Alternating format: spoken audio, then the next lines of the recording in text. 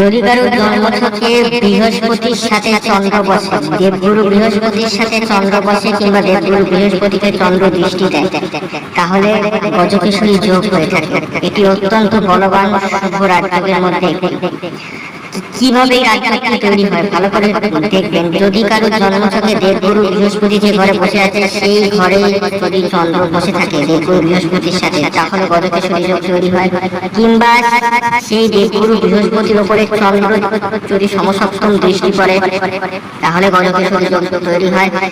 আবার যদি দেবগুরু বৃহস্পতির কেন্দ্রস্থানে চন্দ্র বসে থাকে, অর্থাৎ যদি দেবগুরু বৃহস্পতি লগ্নে অবস্থান করছে, তাহলে যদি লগ্ন সাপেক্ষে চতুর্থে সপ্তমে বা দশমের কোনো একটি ঘরে চন্দ্র অবস্থান করে থাকে, তাহলেও গজকেশরী যোগ তৈরি হয়ে থাকে। এই যোগ পড়াশোনা, চাকরি, ব্যবসা যে কোনো ক্ষেত্রেই যথেষ্ট সাকসেস দিয়ে থাকে।